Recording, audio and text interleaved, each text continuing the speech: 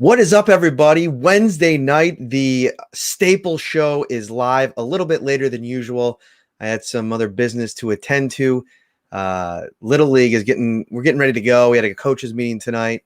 So grinding away at that, push this back a little bit.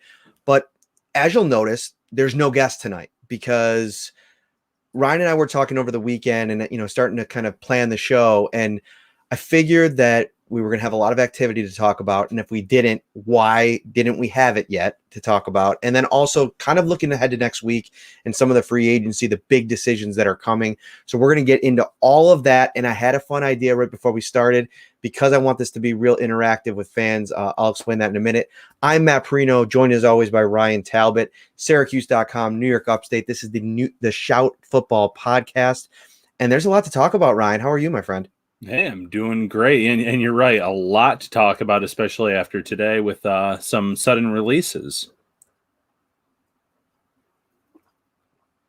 No, you broke up there for a second. Oh, sorry about that. No, you're good. So let's start off with where we're at in terms of the roster kind of reshuffling here as we expected. And I think, the most highest profile thing that we have to talk about is John Brown, the Bills moving on from him. Wide receiver number 2 last season, wide receiver number 1 in 2019, and in a really great season. I think at the time it was the 14th best season in Bills history, and had a real impact in 2 years. The Bills decided to move on because they can add $8 million, and all of these dollars are super important. So the cap came out today officially, $182.5 million. The Bills had some rollover.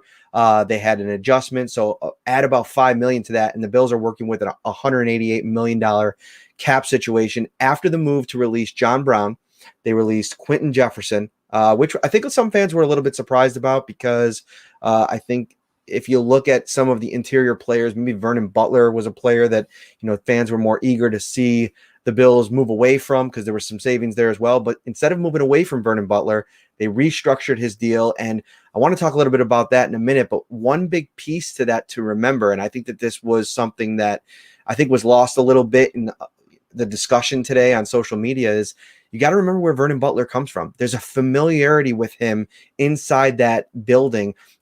Of course, Sean McDermott and Brandon Beane from their days in Carolina, but Eric Washington, this is a guy that I remember Leslie Frazier talking about earlier in the season when things weren't really going well for Vernon Butler and he had a couple of good games. Leslie Frazier said, man, listen, Eric Washington came to us and said, be patient. This guy's going to figure it out. There's real potential, untapped potential there. And I think in this weird year with the injuries, I'm wondering if the Bills didn't look at this situation, and who knows, maybe they went to both guys and they asked both guys to take a pay cut and Vernon Butler was more willing. But I think that Vernon Butler, has the higher ceiling of what they need him to be. He's got some size. They obviously restructured Mitch Morse as well. We'll get into all that, Ryan, but what's your big takeaway from this group? Yeah, my big takeaway is I think you're right. I think there was a little bit of a surprise where Jefferson was the first to go on the defensive line. Obviously, there's been a lot of talk about Mario Addison, especially when J.J. Watt Watch was on. There's been plenty of talk about Vernon Butler, but you hit the nail on the head. I mean, Vernon Butler has been with this regime, has been with Brandon Beane and Sean McDermott going back to when he was drafted by the Panthers. Then he's been with Eric Washington this entire time. Obviously, they like him. They like his versatility on the inside, being able to play both roles and playing pretty well. And I will say, to his credit, late in the year, it seems like he did come on. He was playing his best football at the end of the year as the playoffs were approaching. So maybe he was getting more comfortable with the players around him. Maybe we were starting to see exactly what he could do in this defense. So, at the end of the day, we'll get a good look and good idea of what his new contract looks like, what those savings are, how much of that money he can possibly earn back with incentives, whether it's playing time, whether it's tackles, sacks, whatever the case may be. It'll be interesting to look at. But the Bills are doing what every team in this league is doing right now. They're scrambling to adjust to this new salary cap because obviously no one saw this pandemic coming. It lowered the salary cap significantly. So now a lot of really good players are going to be hitting free agency that probably didn't plan to at the time that they signed deals last year, 2 years ago, however long it may be. And for the Bills, it just happened to be John Butler and Quentin Jefferson today. So we have a cool little idea that, I think that this is a kind of show where I want your involvement. And obviously we got the YouTube folks in the comments always interacting. I feel like everybody's always super plugged in over there. But I tweeted out a little bit before the show, like, hey, let's turn this into a little bit of a radio vibe in the second half if you want to get in. So we're going to have some callers. Maybe they'll turn their videos on. Maybe they won't. But I want to get into what you guys want to talk about. Make this your show.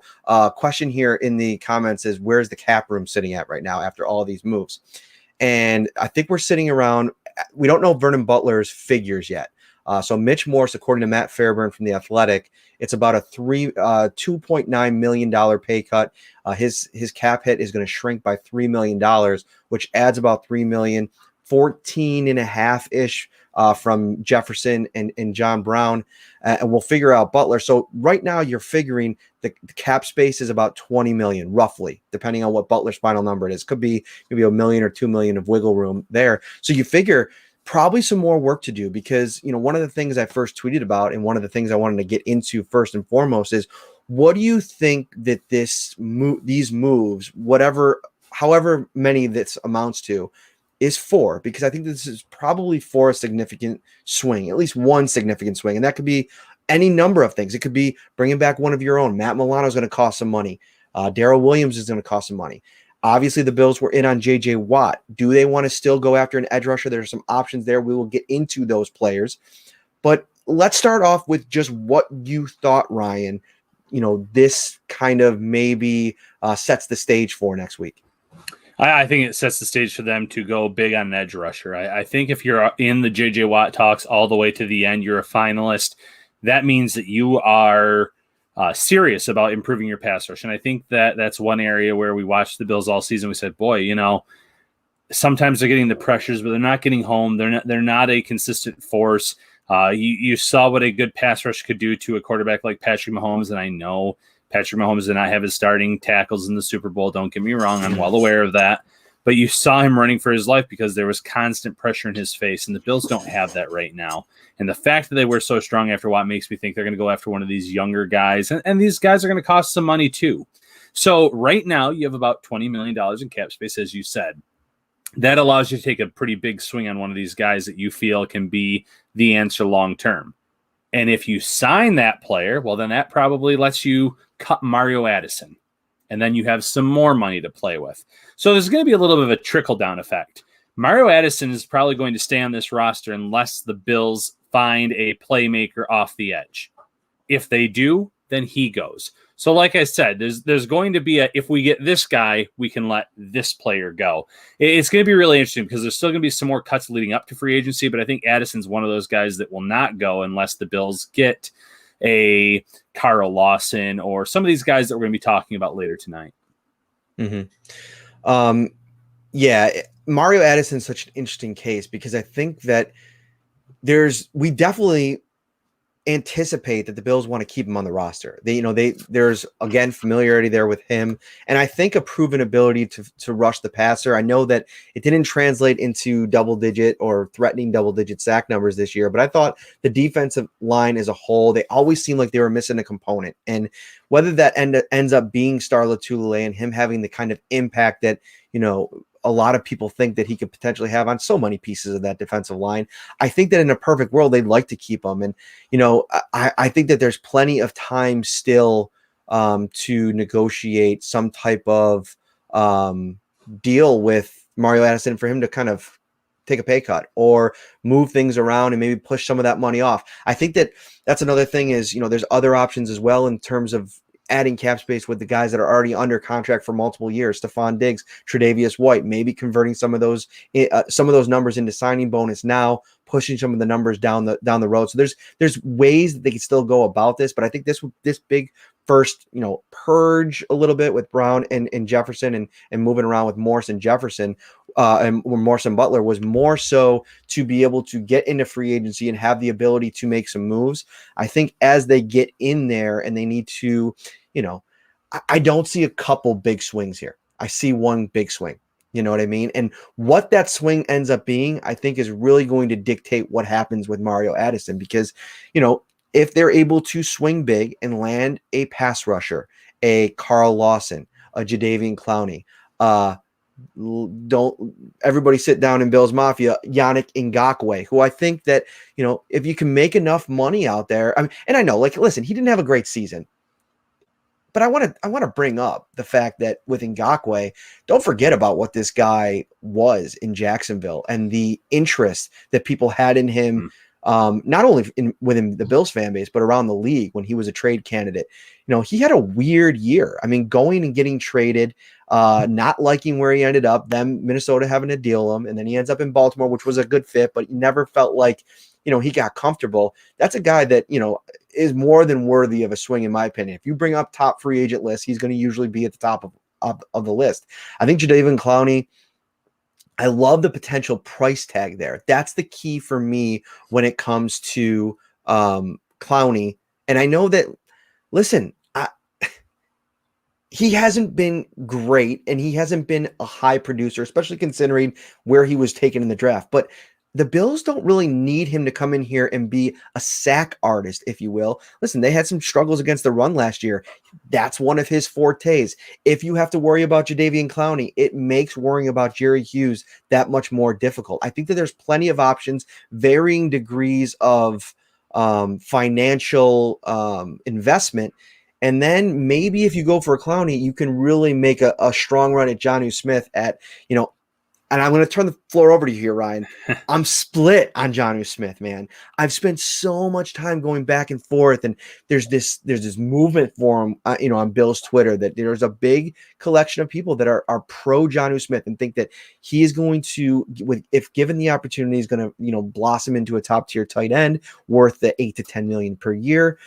I'm a little bit hesitant, but, I read a lot of people that I respect, and they think that this guy's ready to break out and be the kind of guy that could be a true tight end one. And if that's what you're getting, then sign me up. But it's got to be what you're getting if you're going to pay what he's going to cost.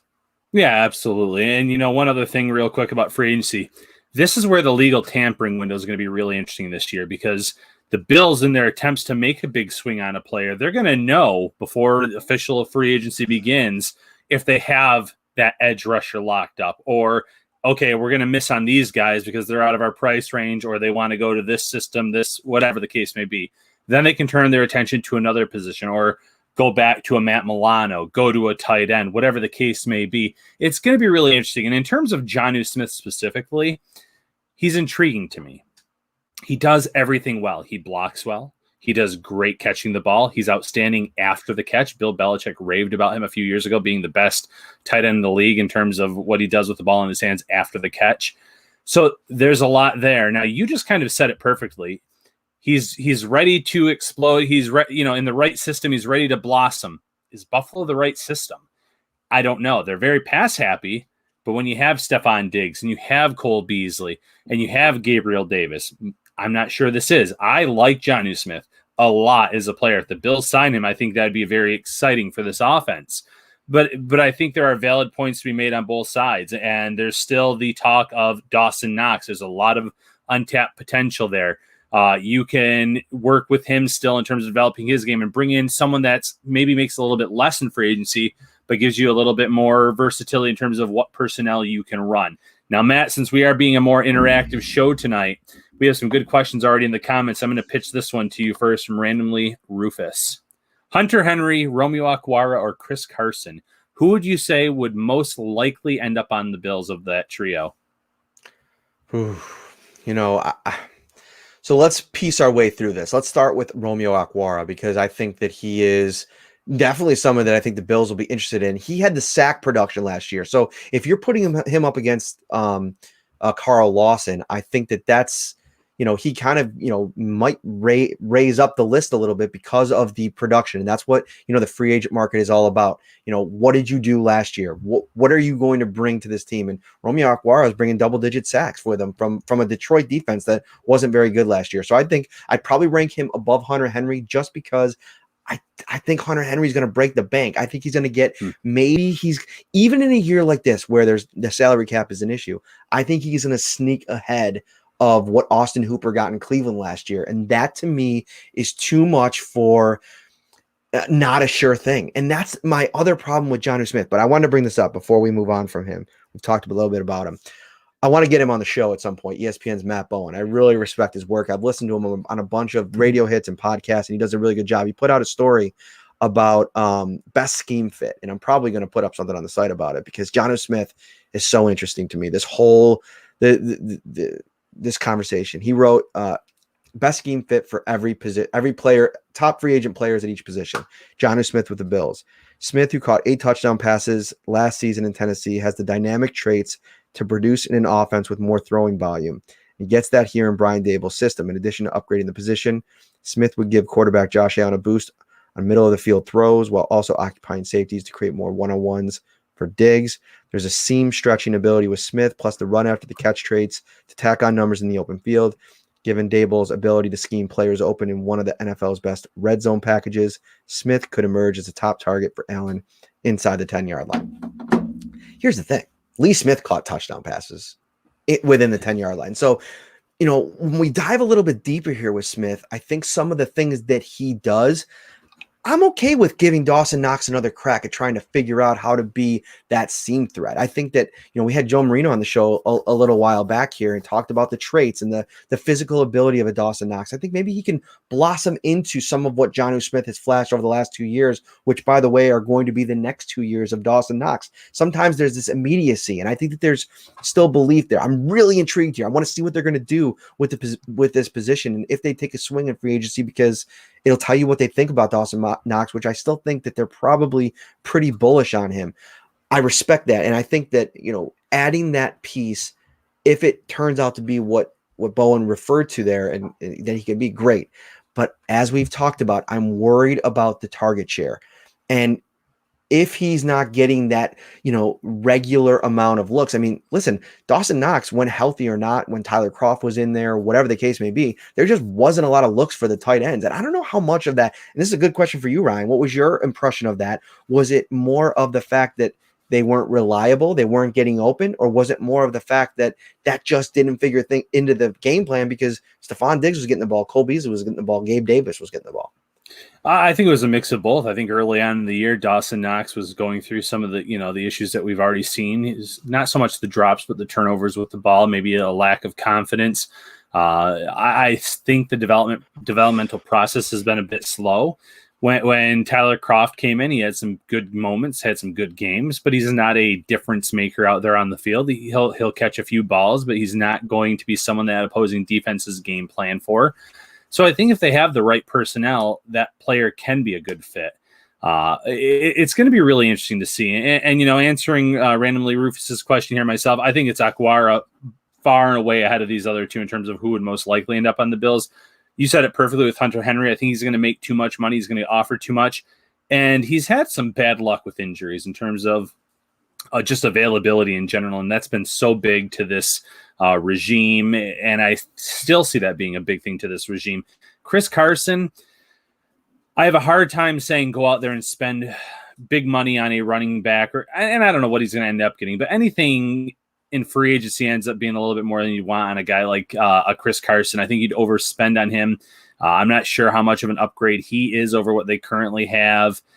And you have so many other pressing needs. I just don't see running back being there unless he sits on the market and it gets to be the second tier, third tier free agency. And then it becomes kind of like a let's make a deal, so to speak. And then you can bring him in.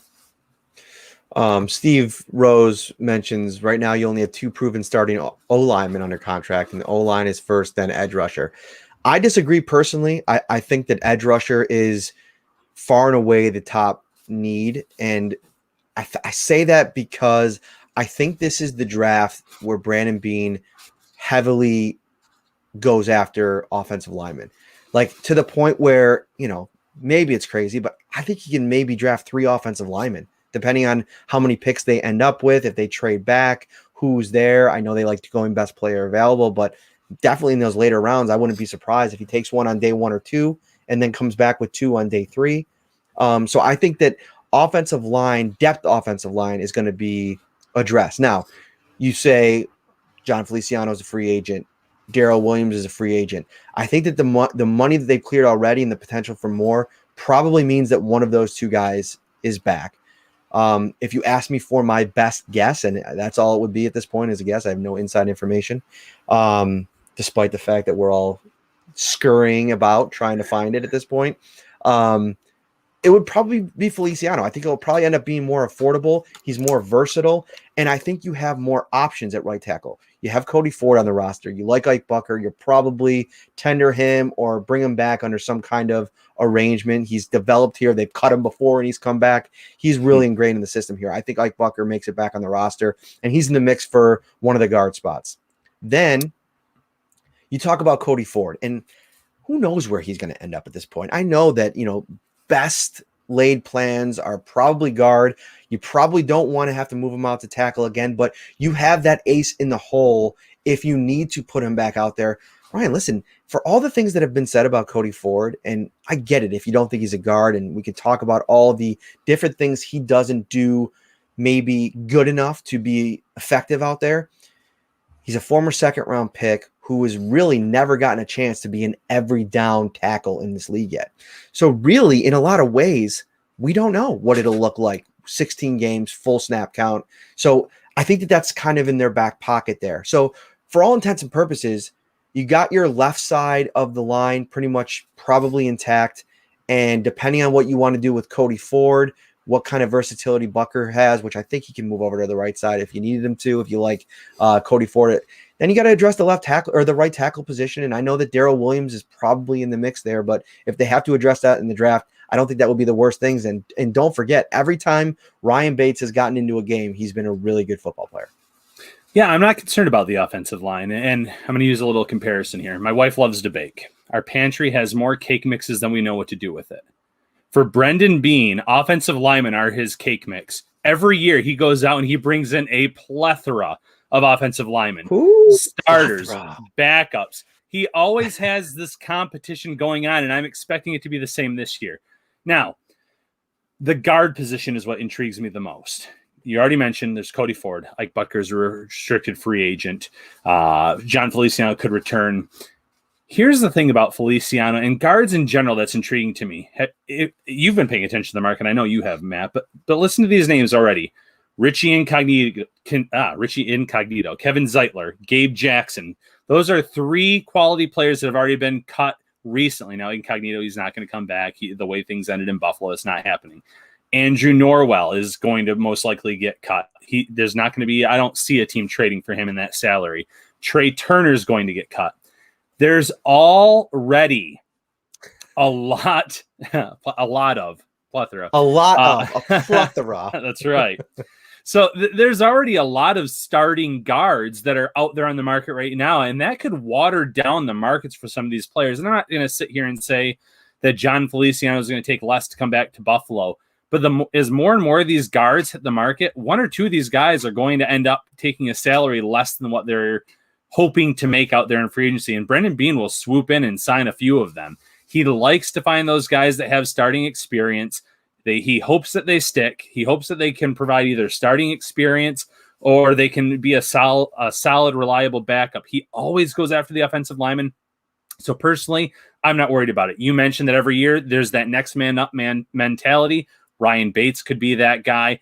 I still think Trey Adams needs another year in the system before I even start talking about him being a possible player that can be that guy, but maybe he surprises and he's a swing tackle option. I'm not saying he's ready to be a starter yet, but maybe he can be a swing tackle and be in that conversation. There are players on this team, and Bates could be that swing tackle option too. So it's going to be really intriguing. Indeed. If you're participating in the YouTube chat, if you're watching on Facebook or on Twitter, thank you very much. This is going to be a fun show. We're kind of diving into some free agency discussion and whatever you guys want to talk about tonight. We're going to open up the phone lines, if you will, shortly here at the top of the hour and take some fan questions. If you want to get involved, if you're in the YouTube comments and you're like, man, I want to get in. I want to ask a question or talk a little bit. DM me on Twitter if you can. And I'll see if we can't get you in here. I'm excited to talk about a couple things. Before we get to that at the top of the hour, though, I want to hit on Josh Allen. Dak Prescott signed a massive extension this week, and it's a gamble in a little ways, and not only from an injury perspective, but I'm still not sure, despite watching him in person, despite watching him over the last couple of years, what's the long-term sustainability of a Dak Prescott as an elite quarterback. And there's so many different opinions about him and what he's accomplished to this point, how good. I mean, let's be honest, the team that he was on last year, I mean, he was torching the league, and the talent around him just wasn't meeting what he was able to do. Well, the Cowboys are all in on Dak, and that kind of shifts focus to the folks that are going to get to be next in line at $140 or $40 million a season for Dak, 45 a season for Patrick Mahomes. I tweeted out that I think Josh Allen's going to land somewhere in the middle there, but now it's about when's it going to happen, because he's going to get paid, no doubt about it, whenever it happens. I know that there's some people that are worried about a regression. Let's get into when you think it should happen first, and then we'll talk about numbers. I think it should happen this offseason if Brandon Beane can make the money work. And that's the big if, especially when the salary cap is going down drastically compared to what they thought it would be. You mentioned it. He's going to make $40 plus million as the face of this franchise. And that's just the going rate for quarterbacks in today's NFL. But the longer you wait, the more he's going to make. Even if he takes a slight step back next year and the Bills don't re-sign him, he's still going to make a lot of money and still going to be near that $40 million range. But if he goes ahead and he has another great season, well, then it might be another $1 million, $2 million added on to what you could have had him for this offseason. So, yeah, there's a pretty big but added onto this, but it should get done this season if they have the money and they can work it out. Mm-hmm. Yeah, and listen, if they put this together, I mean, most of it's not going to really be in place until, for a few years. And I think that, getting it done with him, it's only going to get more expensive, number one. And number two, I think that you've learned enough in 3 years. The development has been there. The pieces are in place around him, not just from a roster perspective. I know John Brown's going to be gone, but we saw what Gabriel Davis was able to do, and the fact that this offense was still humming even with John Brown out of the lineup for a big chunk of the second half of the season. The key components are still there. Brian Dable, Ken Dorsey. I mean, at least for the senior season, if you will, for Josh Allen. So I think that you're at this point that even if there's a slight regression, and I was talking a little bit about this on Twitter, how bad does the regression have to be for you to not want to ink him to the long-term deal, and the confidence being there that you're going to get something better by not doing it? I just think that the long-term sustainability of a Josh Allen, even if you take something of the mean, if you will, from his first 3 years, I still think is the quality of type of starting quarterback in this league that's going to be really good for a long time. I could be proven wrong. Whoever thinks that could be proven wrong. Maybe there is a Carson Wentz type situation that the potential for that. There's always the potential for that. There's always the potential for an injury like Dak Prescott suffered. Who knows what kind of quarterback he's going to be when they come back. But sometimes I think you just have to gamble a little bit. The Bills gambled big time on drafting Josh Allen when they did.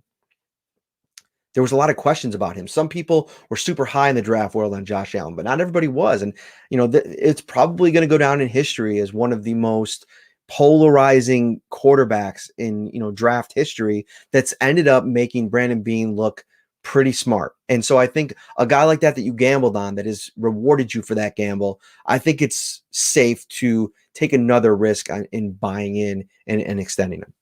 Yeah, I agree completely. Again, and how many times have they taken? Yeah, that's why I muted myself. There's the train going through that 9 o'clock train. So here it is. Love it. They listen to the Shout podcast. They watch us live, and when they're going by Ryan's house, they just want him to let them know. That's right. Watch it. But you said it. They took a gamble on him. It's paid off, and we've seen the Bills take many gambles, different regimes, obviously, and different quarterbacks that have not paid off. The Bills have been waiting for a franchise quarterback since Jim Kelly retired. A long term. They've had some stopgaps in the Drew Bledsoes of the world. And Tyrod Taylor was a quality quarterback, but they have not had a franchise guy. So now that you actually are on the doorstep of having this guy here long term, you can't back away now. You have to pay the man his money. He is due for it. So the Bills just have to figure out, when is the right time. And like I said, if this was a typical year, which nothing's been, ordinary in 2020, 2021, that would have been number one priority in this offseason, in my opinion. Can they get it done? I think Brendan Beane could find a way. If they do, though, it's just kind of a wait and see, but I would love to see it get done this season rather than next year where it could cost them some more money. All right, let's go to the phones, if you will. We'll actually go to the video chat because it looks like our first caller has got the video going. Dean Penman, what's up, my man? What's up? How you guys doing? We're awesome, man. Thanks for coming in. You're the inaugural caller, if you will. Feel good. Yeah. I mean, I just got done watching that college basketball. I'm a big Xavier fan. I went to Xavier. Big loss tonight. So good. Not so good nice. For the Syracuse. There you go. Syracuse.com. Yeah.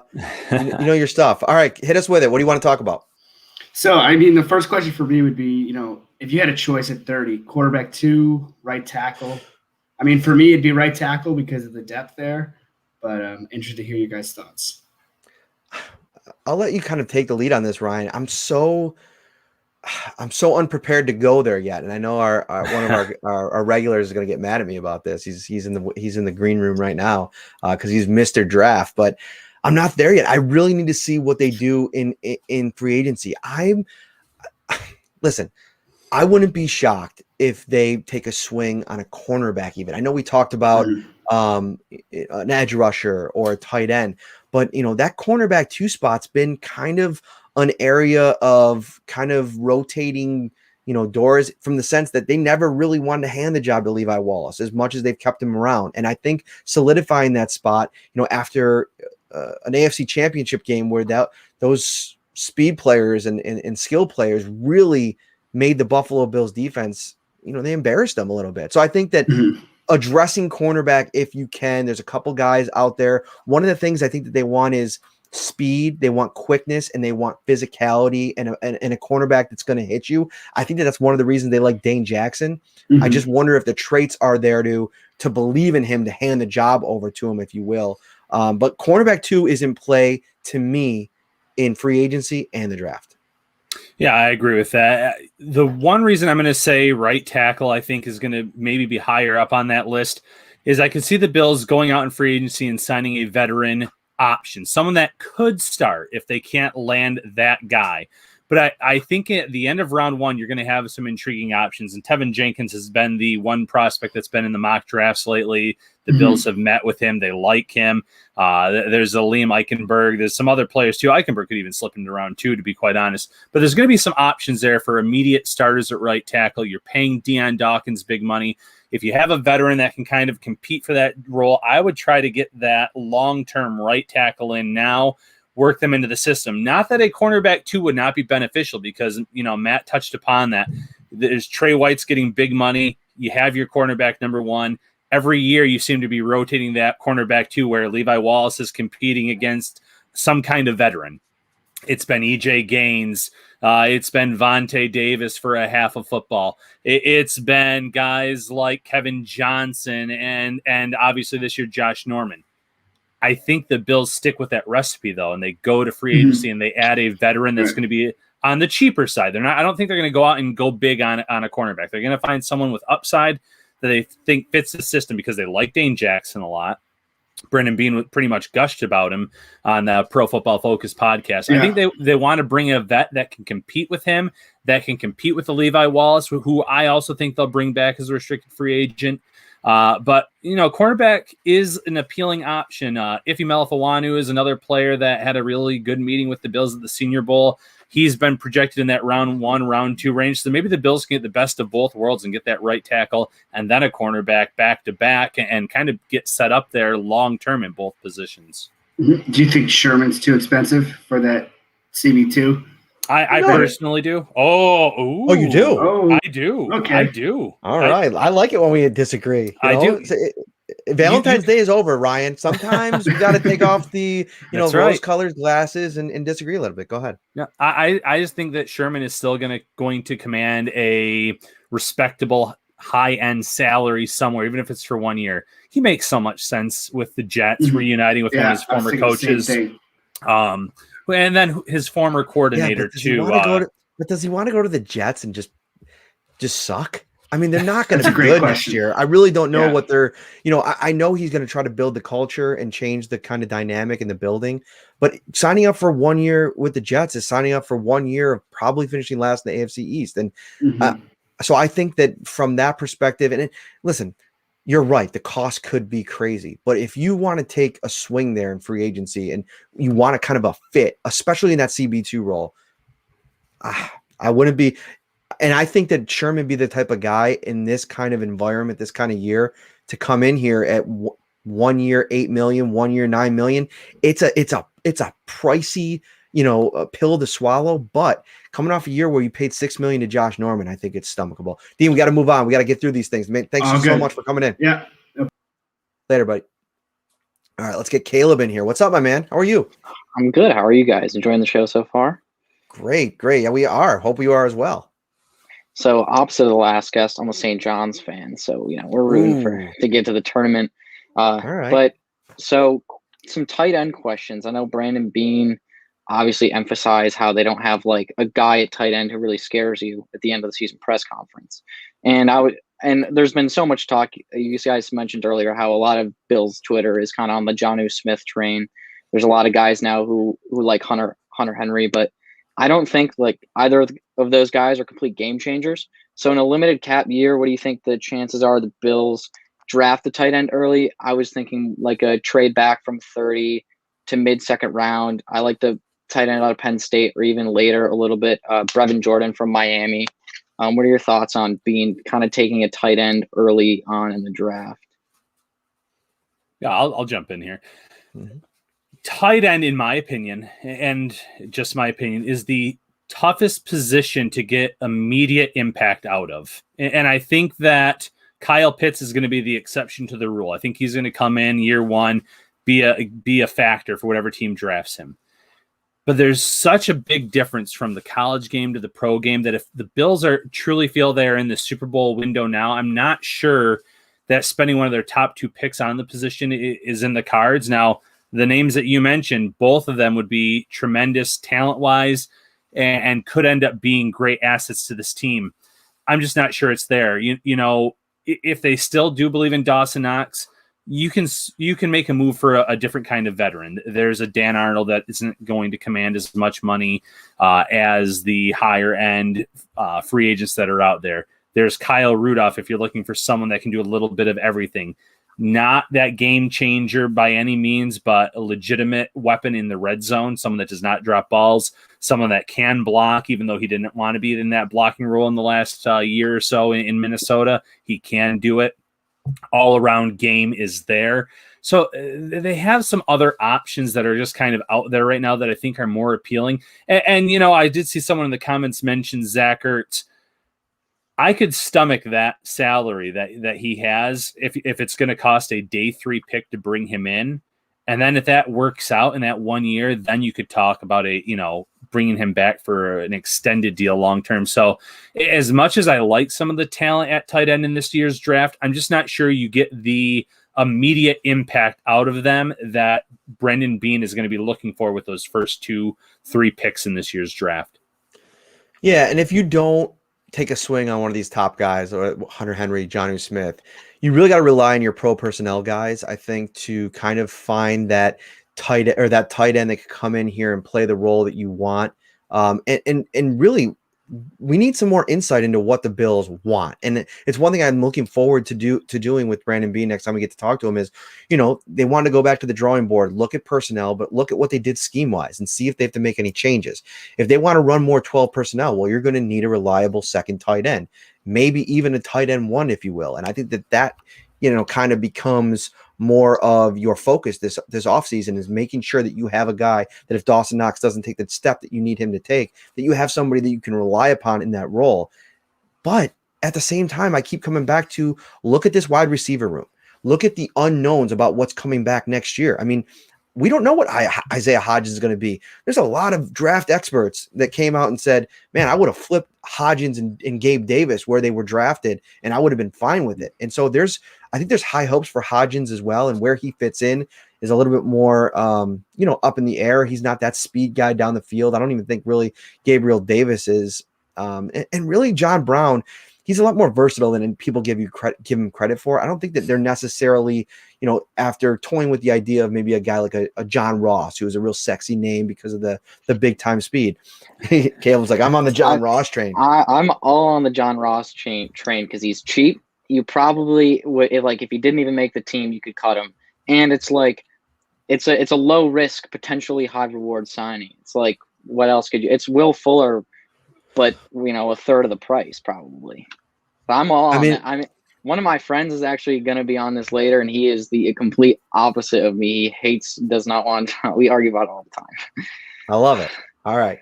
Well, this is going awesome. Caleb, thank you so much for jumping on here, man. I really appreciate it. Of course. Have a good one, guys. You too. You too. All right, so let's get to our next guest, the man. If you don't follow this dude on Instagram, you're missing out, because every time the Bills win, he posts like this IG story of just like badass, like it's like this cool little thing that he does, and it gets people hyped up. It gets the people going. What's up, brother? Hey, what's up, man? When you're over 40, you got to find, stuff like that to do. I was about to curse. You can curse, man. It's late. This is after dark. This is late night. But see, before the game, I'm a complete wreck because I have to run 4 miles, so I don't get sick all over myself.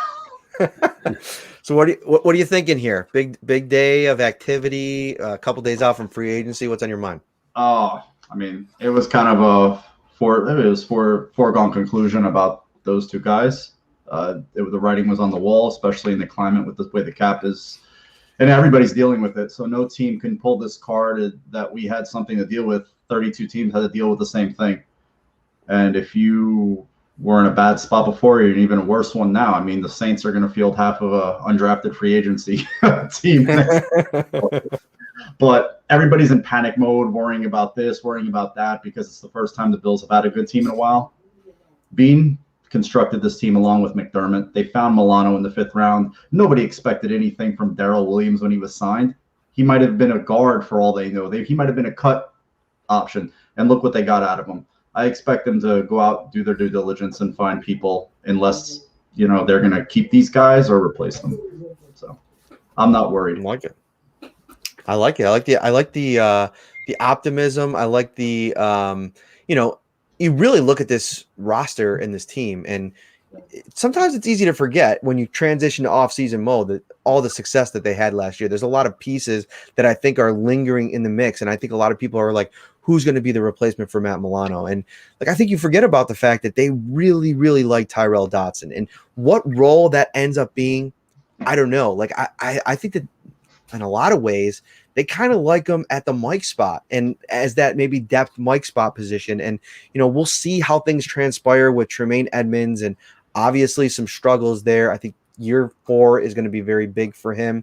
5th year option coming up here. The decision on that, I anticipate they're going to exercise that. But, there's options on this team. I think AJ Klein played well. I think that you have some cushion if you want to try to go into next season. If you're able to add on the defensive line, where I think is the most important, I think linebacker becomes secondary. You just try to find fast guys in the draft, guys that can tackle, guys that are quick, easier said than done, and kind of fill that hole rather than go into another year without addressing what I think is the main need. Yep, well said. And, going back to the draft talk, they've added guys late. Gabriel Davis, round 4. You mentioned Matt Milano, round 5. Tyler Bass was a major contributor this year, late in the draft. Undrafted free agents they've had stick on this roster, Levi Wallace all the way up to Reggie Gilliam this past year. So they do a great job of doing their due diligence, not just in the free agency, but also the draft. I was talking about the offensive line earlier and how they always find guys that can come in and compete. When they signed John Feliciano, I think a lot of people didn't know much about him a few off seasons ago, and you saw how well he took to this roster and this team. So the fan base should have a lot of confidence in Brendan Bean based on what he's done. And until they have a bad season or a bad off season, there's no reason to doubt this guy right now. What else you got, Mark? Oh, well, you guys hit on everything. I think that, the total opposite of what's going on with the Bills. Look at the Giants. Gettleman's in year 4. They don't know about their quarterback. They're in cap hell. The guy that they passed over quarterbacks for to hang on to Eli, are flourishing. Baker had a rebound year. Josh had a huge breakout year. Just look south if you want to see bad football, because it's only 4 miles down the road for me with the Giants and the Jets. Exactly. So I think Bills fans they're set up for a decade of enjoyable football. If you look at it, if you look at the next closest team in that division was the Dolphins, and you saw what the Bills backups did to them in the second half of a must-win Week 17, and that team had no confidence in that quarterback. And you guys were there to watch it. I was watching it on TV. That team had no heart once they went down by 14-0. Pet that cat for me, my friend. We'll do this again soon. We'll get you on. We'll get you on again soon. We'll talk some MMA too. Take care, good. Later, dude. All right, let's bring him on. The King. What's up, Jay fellas? Spence, the King. What's up, brother? Not much. How you guys doing?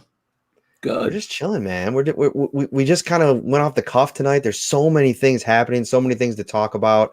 Yeah. I wanted to involve some fans tonight, change it up a little bit. How are you? Yeah, I'm good, man. I'm excited. The year is starting as far as football, so I'm kind of getting back into the swing of things. I took a break after the Bills lost, so it was rough, man. It was a rough year. I understand. So I guess quick shout out while you're on the show, some housekeeping. Now, are you and Joe back together on Buffalo Rumblings? Did I see that's the case? Yes, now, are you Joe doing a is, show together, or we're are you actually still gonna, doing your separate shows? We're going to bring the Hump Day Hotline back starting next week. We were actually going to try to do it tonight, but our schedules just didn't kind of line up. So starting next week, we're going to bring that back. Joe, I believe he's going to be doing his podcast live, and then putting it up for everybody to listen to audio version. So yeah, we got a lot of stuff coming to the YouTube channel over at Buffalo Rumblings, man. Please go and subscribe if you haven't already. It's got a lot of good content this season coming up.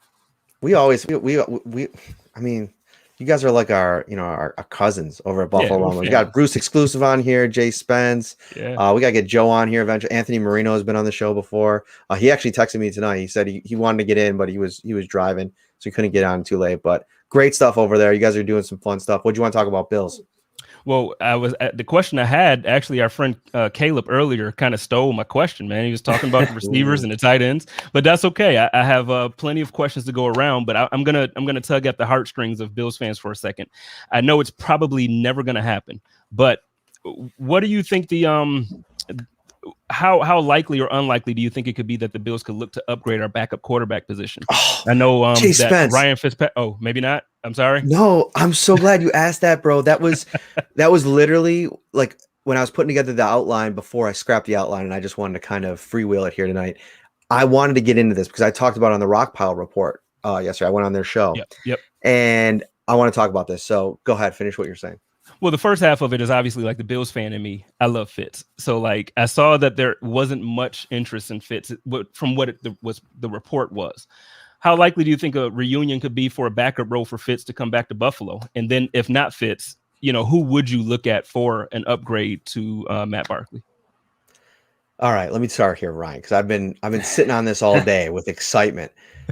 I'm going to rain on the parade a little bit and say that I'm out on the Fitzpatrick reunion. Number one, because it's going to cost way too much money, I think. I mean, even if you're talking about like $6 million, I think with the other things that you probably want to try to do this offseason, I don't think the funds are there. And I think that they've been grooming the backup quarterback here. I think it's going to be Davis Webb.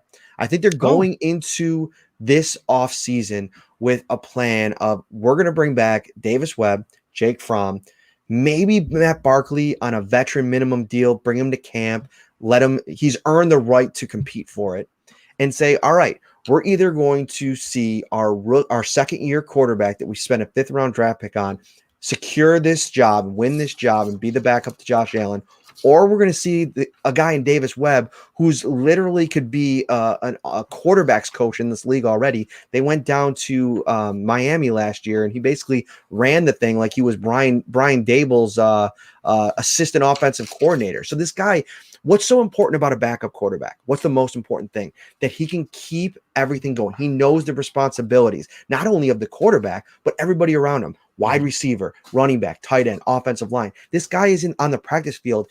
When he's not taking quarterback reps, he's running over to be, the mock cornerback or the mock edge rusher with the offensive lineman or, the mock safety or whatever the thing is. The guy's he's super high football IQ.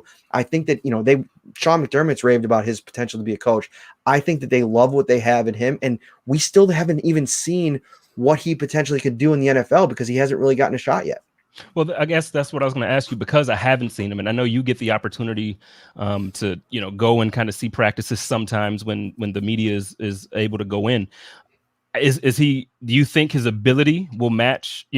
Obviously Matt Barkley, and nothing against him, but obviously it won't be too many guys that we bring in that you wouldn't think would be an upgrade. So do you think that Davis would be an upgrade? I think he would be an upgrade on Matt Barkley in the sense that,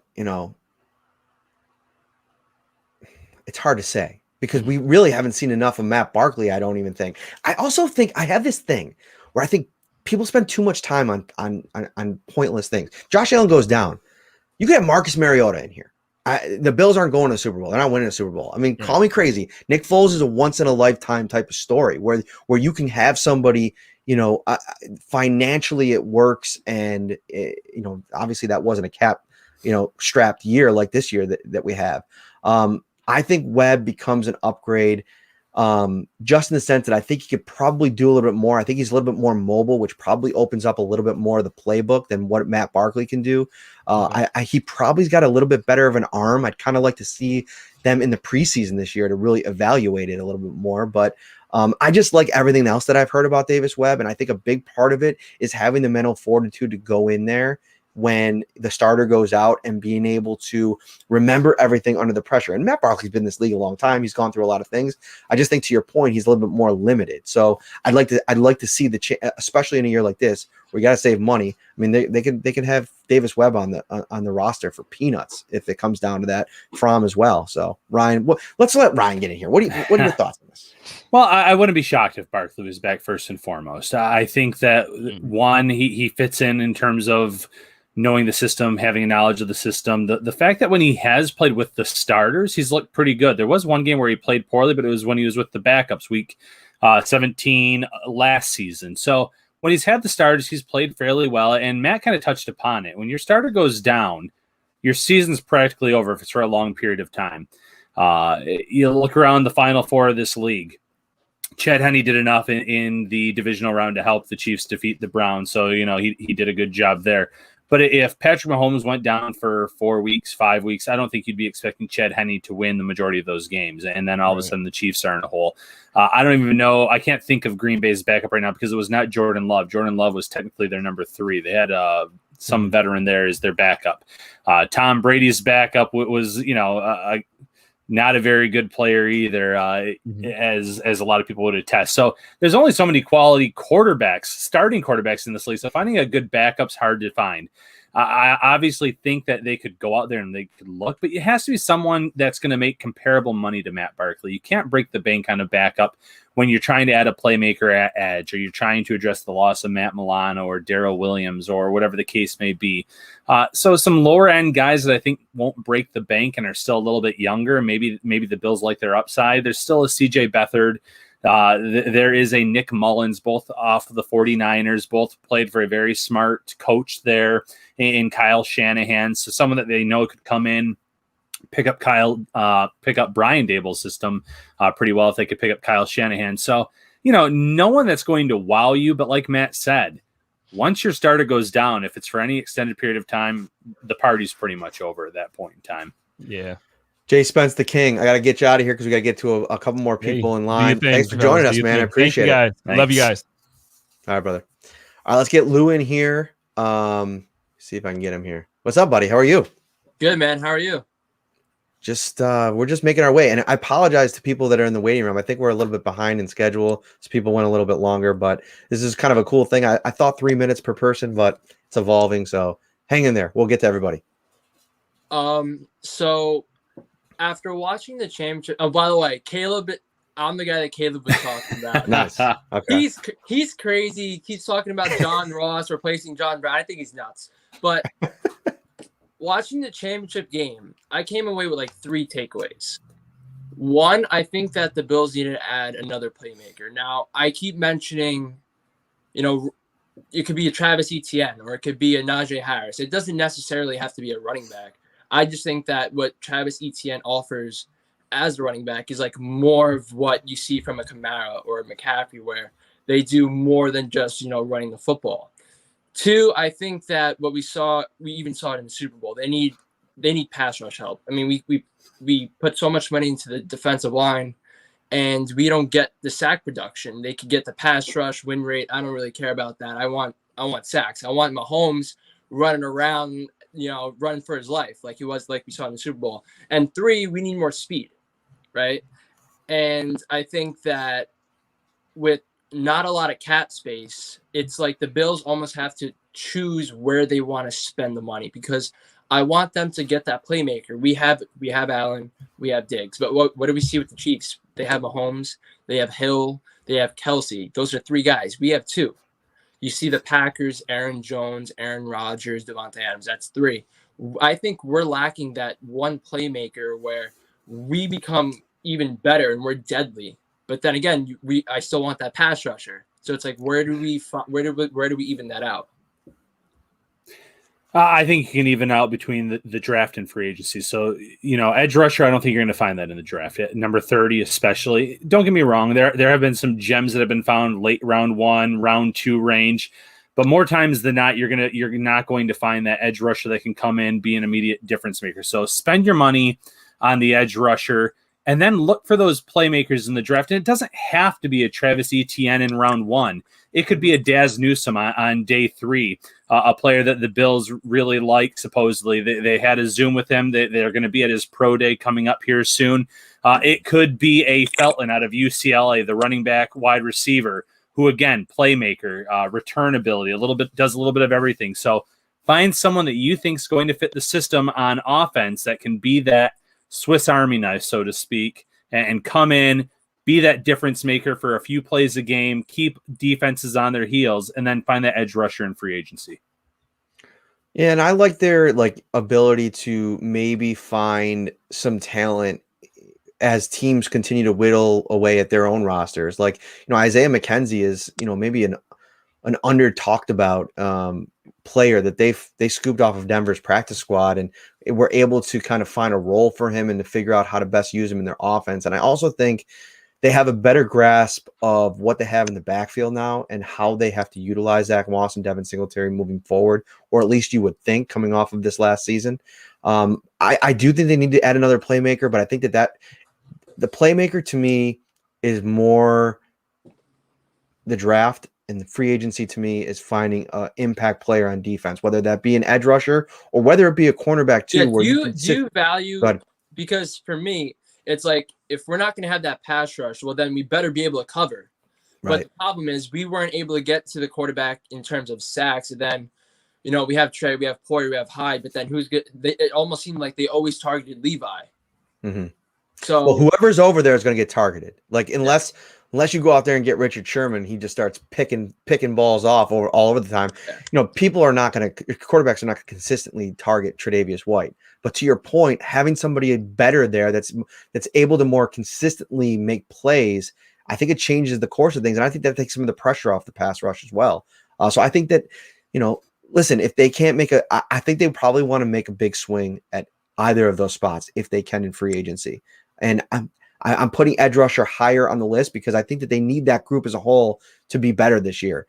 But if they have to say, if they have an inside track at maybe even a Jason Verrett, who I think fits that kind of mold of what you're looking for, that jam you at the line of scrimmage, really good zone corner that will hustle to the ball, will tackle and apply pressure, and then let him come in and compete with a Dane Jackson. To me, that's a win. And so and then maybe you try to address edge in the draft. I don't know. We got to keep moving. Lou, thanks so much, my friend. Appreciate you, man. All right, let's keep going. And if I go out of order here, I'm so sorry. What's up? Zero, what's going on, man? Can you hear me? I think he's in the stream here. Zero? Zero? It says Is zero. that me? Oh, it's Xera.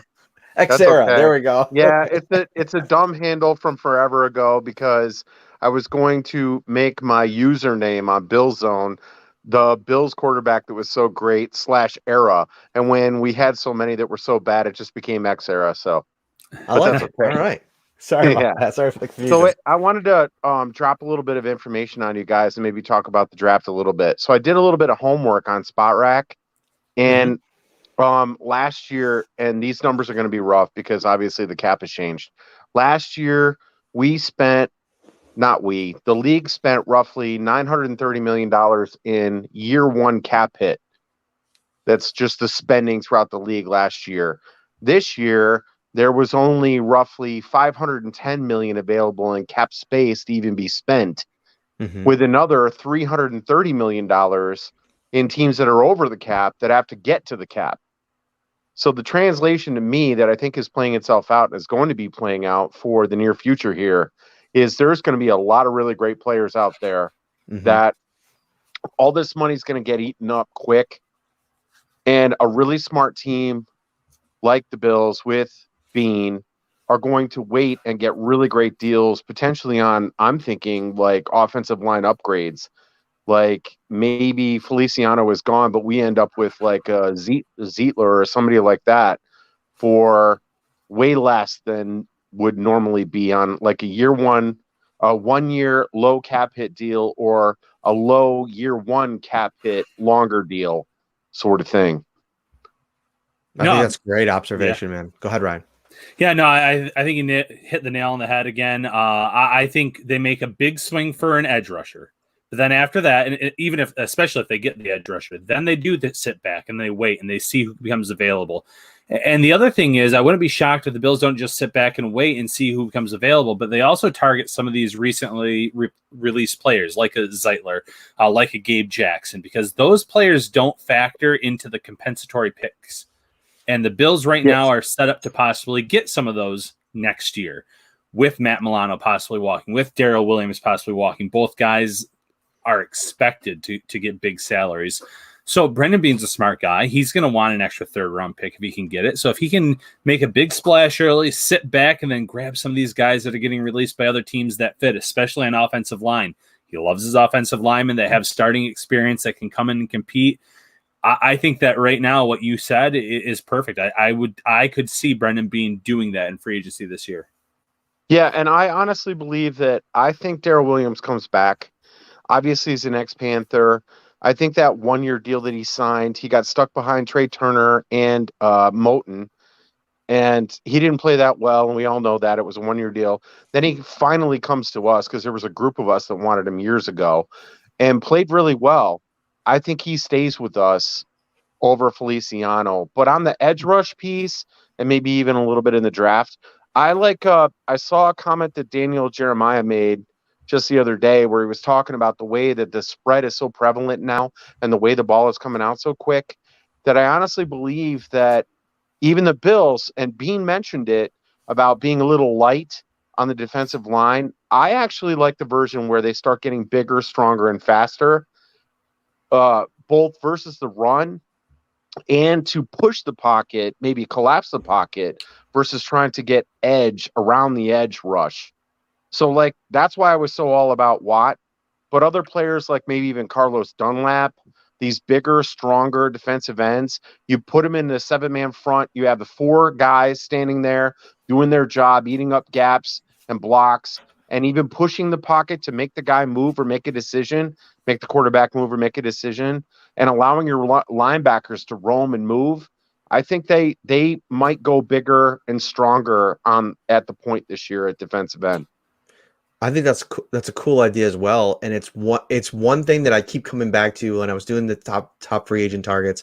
One name that kept sticking out on me, and I wanted to put him in the, out of your price range type of tier, is Dalvin Tomlinson, because if you go and watch his tape over in New York, that dude does exactly what you just said. He's physical at the point of attack. He pushes the pocket. He gets in the face of quarterbacks. He disrupts the run game. I think they need a little bit more of that. Now, you're kind of hoping, if you're a Bills fan or you're employed at One Bills Drive, that Ed Oliver is going to kind of blossom into that this year, into more of what you were kind of hoping him to be there.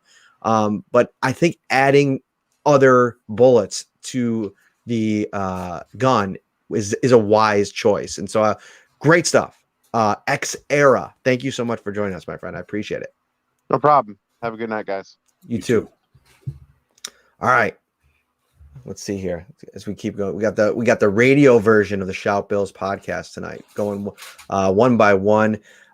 Tweets by A1 is in the house. What's up, my friend? Hey, what's going on, man? How you doing? Not much. Thanks for hanging out. Thanks for hanging on. A little bit longer than I thought, but I appreciate you holding on. What do you got for us?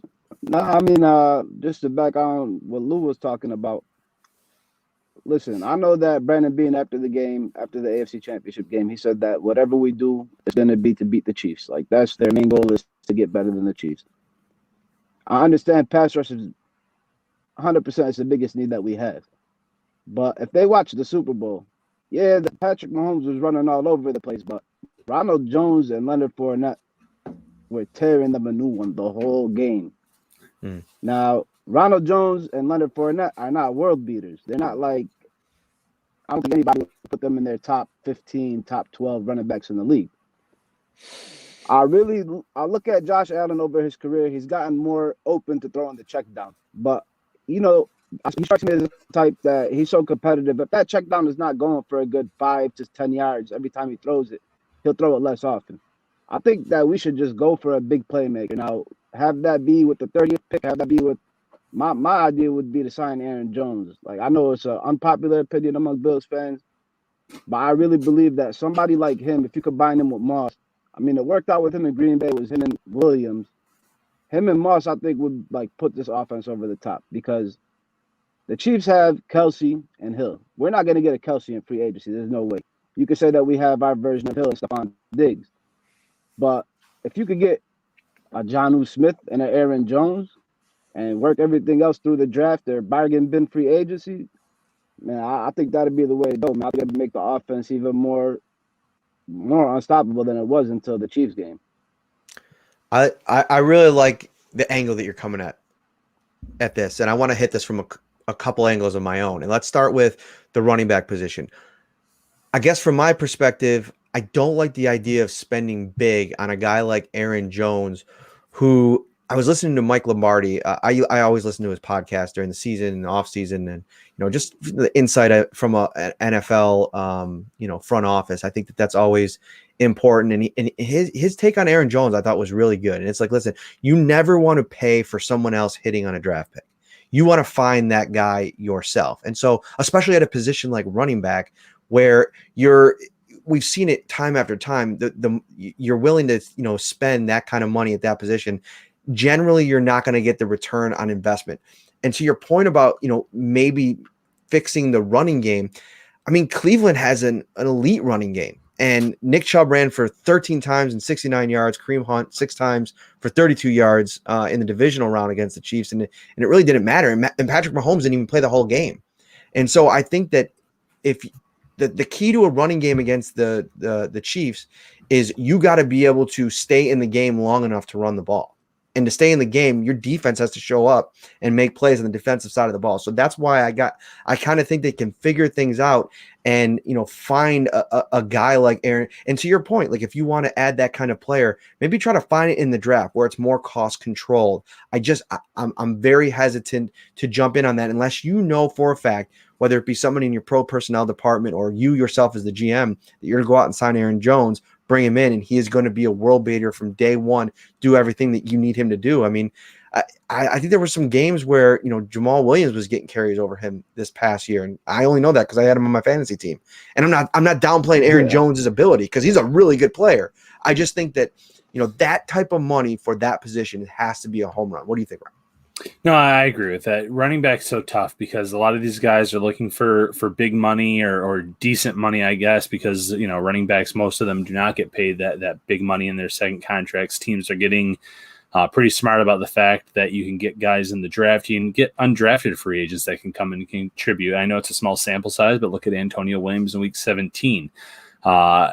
It's just tough to validate, especially with this Bills offense, spending big money on a running back when this offense isn't going to change from the perspective of they're going to pass early and often. No team passed more on early downs in Buffalo. That's when a lot of other teams are getting the run game going.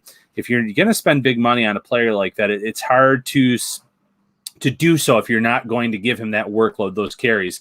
And I do feel like Zach Moss and Devin Singletary can still be a valuable 1-2 to this team. They didn't get the workload. They didn't get a consistent workload, but they also didn't have great blocking in front of them. Buffalo's offensive line was tremendous as pass blockers, but they were underwhelming in terms of the run game. There were many times where Singletary or Moss had the ball, and within touching the ball, there was someone in the backfield waiting for them, and they had to make a move to just get positive yards or get back to the line. So I think that, again, you have to kind of fix that from within, fix the line first. I think Moss can be a capable number one. I think Singletary is still elusive. There's a reason he finished tied with the league lead as a rookie in yards per carry. I'm a big fan of Antonio Williams. I like that 3 right there. If you want to draft another guy mid-rounds that can be that speed option, that receiving option out of the backfield, and compete for a role, by all means. If you want to wait for a bargain, free agent. But I just can't see the Bills necessarily going out and spending big money on an Aaron Jones, as talented as he is. All right, man. Thanks so much. I appreciate. Oh no. Get your thought in before we get out of here. Yeah, my bad, man. Last thing. I mean, like I said, they can go either way with it. Get it through the draft, get it through free agency. They just need a home run threat. That's basically what I'm getting to. But my last little tidbit that I want to throw out there, the Matt Milano replacement should be Hamza Nasruddin out of Florida State University.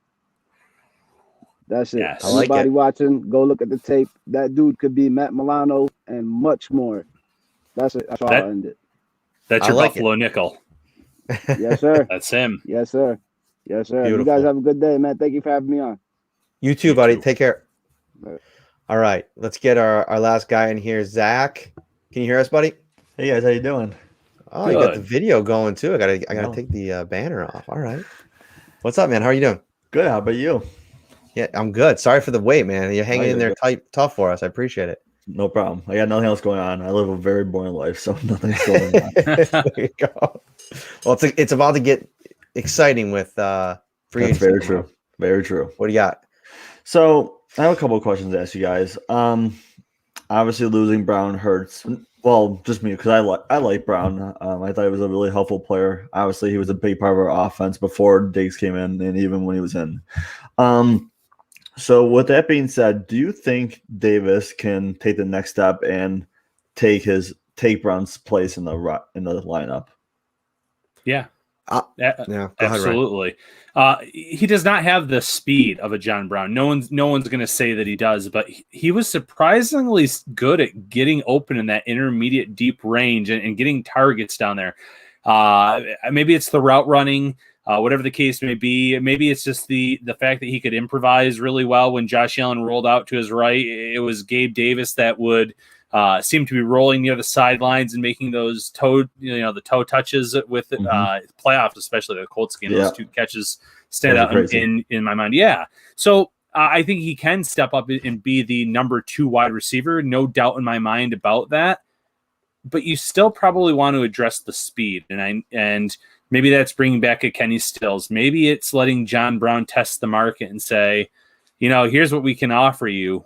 The system. You can reestablish your value this year on a 1-year deal with us, rather than go somewhere else for comparable money. There's so many wide receivers that are hitting this market, even though maybe the 2 top guys, Allen Robinson, Chris Godwin, are not because they were franchise tag. There's still so much talent and younger talent at that in those mid-20 range that I think a guy like John Brown's going to have to wait his turn in line. So I'm not even ruling out the possibility that he could return at a reduced salary. I know he said goodbye to the Bills pretty, thanks for the 2 years sounds like it pretty permanent in my opinion, but never say never. There have been guys that have come back before, so I would even leave the door open on that scenario. Yeah, and Adam Kaplan tweeted out tonight that he doesn't think this is a cut and reassess later. He thinks it's a clean break, and John Brown will be playing somewhere else next year. But to Ryan's point, I mean, we could get a couple days into free agency, and with dollars not really at the ready for a lot of teams, John Brown's market might turn into something that he might have to take less than he wants, and maybe the bowl of teams that are available are not as appetizing as maybe taking a significant pay cut to go back and play for the Bills on a 1-year deal, and then try to play at 16 games, try to be if you extrapolate his stats from what he played this year into a full season, I think it's still pretty solid of a year that he can maybe go into free agency next year in a more normal year and get paid one last big contract. So I'm not taking that out of the equation, but I think that all the confidence in the world is there in Gabriel Davis. I'm fully anticipating him to be wide receiver 2 going into the season. I almost think that, not in the same ways where they used him. Like Isaiah Mckenzie was very unique in that he had that speed, and he had some, the running ability and the kick returning ability, and, using him in motion. But I think they're going to want to get Isaiah Hodgins involved too. I don't exactly know where that's going to work. A lot of stuff reading on him coming out of the draft was that he has the ability to play that big slot role, maybe to what, a Jake Krumero had a couple games where he got in there on a few plays, then obviously made that big touchdown play. But they have options, and I wouldn't rule out them adding somebody in free agency, but I definitely don't anticipate it being next week. I would imagine that if they add a receiver, it's in that second wave, third wave. Somebody mentioned in the comments, Emmanuel Sanders, there was interest there last year, 2 years ago, I should say. And that could be in play too, but how much? He's going to be 34 next year. I think all those things come into play, and they signed Kumaro to a futures contract. They like him. They still have Duke Williams. There's a lot of depth at that position on the roster right now. Mm-hmm, for sure. So next question is, I saw that Malcolm Butler was released by the Titans. I think it was yesterday. Do you think the Bills should probably sign him? Because obviously cornerback was a little bit of our weaknesses.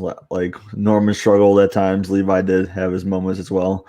Do you think that they should be addressing cornerback going to this draft in the offseason? Yeah. I do think that they want to add there for sure. Yeah. Where it ends up happening, I think they'll probably be pretty open to either, in free agency in the draft, like I mentioned a little earlier. But Malcolm Butler, he's going to be older. I'm not sure where he is. And he played well against the Bills, I thought, actually. When Tennessee played against Buffalo in that night game. And I actually remember it specifically because I wrote about how I thought it was a matchup the Bills can exploit, and then Malcolm Butler played really well and maybe eat my words. But he just turned 31. He just turned 31. So he'll be 31 this upcoming season. Yeah, I mean, maybe on a 1-year deal, it's something to consider. You want somebody that's going to come in here and be physical, which is obviously a bit of his calling card, and like I mentioned before. So yeah, I definitely would entertain it if I was the Bills. Bills have gone after veterans every year for that cornerback 2 role in terms of competition. I think it's going to come down to price point, and partly because the Bills really like some of the options they have in-house, but also because of the way the salary cap is this year. Going back to a previous call or previous question, the Bills can cover as well as any team in this league if they want to, but if they don't have any pressure coming from that front four, you saw what could happen against the Chiefs. It felt like Patrick Mahomes was playing pitch and catch. So I think they're going to have a price point on cornerback where they're going to be more – they're going to have more flexibility in terms of how much they would spend to get a legitimate edge rusher in there. So if he fits that price point, absolutely he could be in play. All right, Zach, thanks so much, my friend. We really appreciate you staying on late here. Have a great week and enjoy free agency. Yep, thanks for having me on, guys. Have a good night. You too. Take care. All right, we're going to wrap this thing up here. I did want to hit on one more thing before we do. We had a comment on Twitter from a great follow over there, always active, Josh McCarty. Let me see if I got to back up the if they sign a cornerback, are they going to let Levi Wallace walk without applying the RFA tender? I could see a situation where they don't apply the RFA tender and then just try to bring him back, because on a vet minimum at that point, would it be? Because I just don't think that there's going to be a market for those players. They're not going to get the kind of money that they probably get in most years. Even a guy like Levi Wallace, who started a ton. And if you lose him, I mean, you're probably going to try to address the position anyway. But I do think getting him back would be ideal, because you at least know what you have in him. And I think valuable depth there, as we've seen over the years. I mean, go back to when he suffered the injury in 2019 and Kevin Johnson had to go in and play against Houston. I think having that kind of depth is super important. I know they really like Cam Lewis too, and I know that they'll bring him back. I think he's either on a futures deal, or they might have signed him too. He might be still on his, I got to look at that, but they have a lot of, potential options there. No, I agree with that completely. There's the risk reward. If you don't sign them to the tender, you can sign them for less than that. You can get a good deal, but obviously then you're letting them run the risk of getting signed out there in free agency. There could be a team that says, hey, he has a lot of starting experience. He's on the younger side compared to some of these vets. But like you said, if the Bills do lose him, I think that addressing cornerback one way or the other was going to get addressed this offseason. Veteran early in the draft, maybe day 2 of the draft, to bring in some more competition, let Dane Jackson get another year under his belt and compete for that role too. So it's a good situation for them where they know what they have in Levi. They know that he can come in and he can play, he can start, but at the same time, I think they also know there's limitations there in his game and what he can and cannot do.